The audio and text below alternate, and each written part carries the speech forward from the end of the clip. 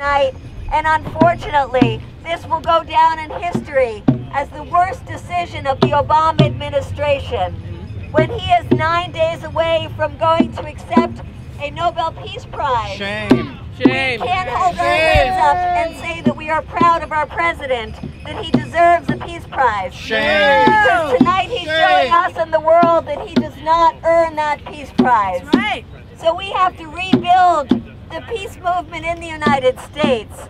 We have to tell people that we can't expect Obama to be the leader that will lead us out of these wars, that we, the people, need to force Obama and Congress to get us out of these wars. We say no more money for war, no more escalation, bring the troops home. We're tired of war. We need our funds here at home.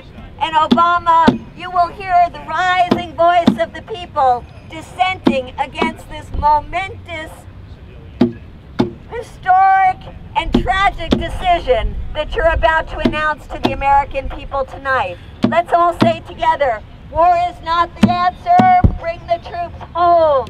War is not the answer, bring the troops home. War is not the answer, Bring the troops home. War is not the answer, bring the troops home. War is not the answer, bring the troops home.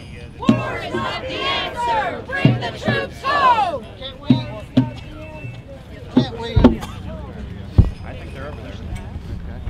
Can't we bomb them with food? Can't we bomb them with medicine? Can't we build hospitals? Can't we build them roads? Can't we feed them?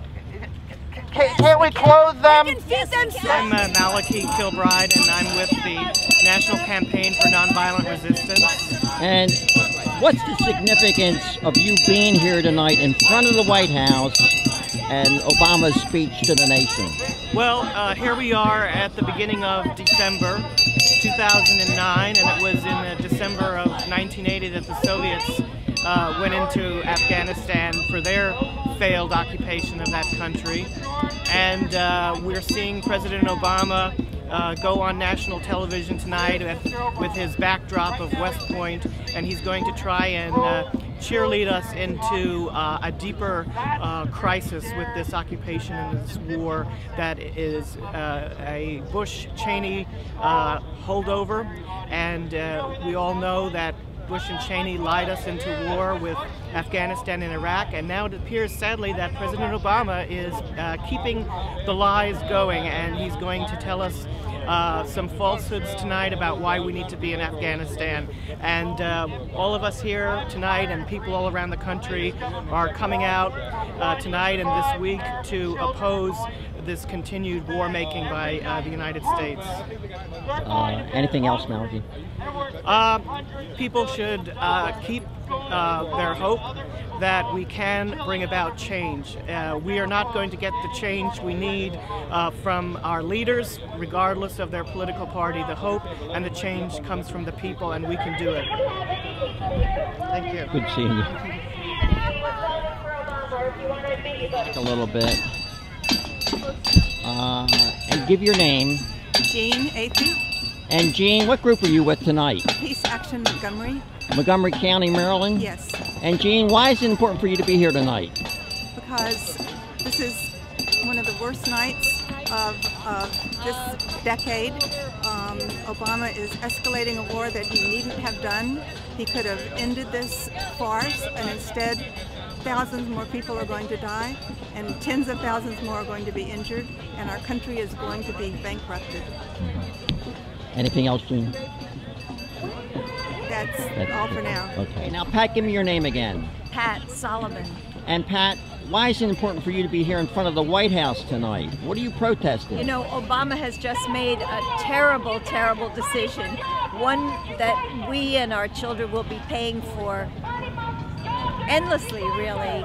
We're in hock as a country. We can't afford this war. The war is morally wrong. On every front, this is the wrong decision. And we're going ahead. The whole history of Afghanistan shows us that this is not a winnable war. There's no winning this war. There's no success. There's no supporting, no justification supporting this corrupt government. This is nonsense. And we hoped we had a courageous enough leader to say, no, I'm going to change the way we do things. And it hasn't happened. So you're disappointed? I'm terribly disappointed, but I'm not just disappointed, I'm really angry. And the people of this country are not going to accept this war. And I think you mentioned, or Jean mentioned, the fact that, you know, the country's in bad shape.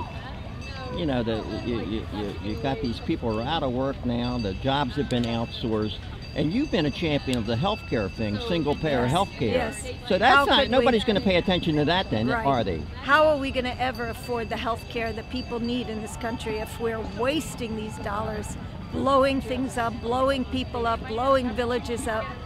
This is just horrible. So we all have to get out and make sure the president knows this isn't acceptable. He's listening to generals. He shouldn't be listening to generals who make their careers in war. He should be listening to the people. Okay, thanks a lot, Pat. Okay, Sarah, you're with the Answer Coalition, is that correct? Yes. And what's the purpose of tonight's rally in front of the White House? Well, we're demonstrating here tonight in front of the White House along with thousands of others across the country who are demonstrating tonight and tomorrow to oppose what President Obama is about to announce, which is an expansion of the war in Afghanistan. We're calling for the complete and immediate withdrawal of all U.S. and NATO forces from Afghanistan. Now, Sarah, are you getting a feeling that history is repeating itself here? Because when you go back to the Vietnam era with LBJ, he made that commitment, and it was just hell after that. Is this what we're going through now? There's absolutely direct parallels to the Vietnam War. Just as in Vietnam, the U.S. militarily is unable to win the war in Afghanistan. They have lost. And now they're going to send tens of thousands more troops on top of the already huge number there in order to avoid not only defeat, but the perception that they've been defeated in Afghanistan.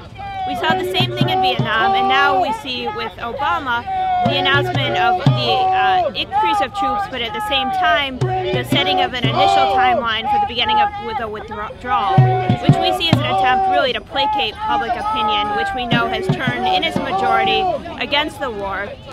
And we saw this in Vietnam too, where even though there was years actually when the troops were being drawn down, there were still thousands and thousands of Vietnamese people and U.S. soldiers who were killed. And we'll see that again in Afghanistan. Unknown numbers of Afghan people and of U.S. and other soldiers who will be killed, which is why the war should not be expanded, but in fact should be ended immediately.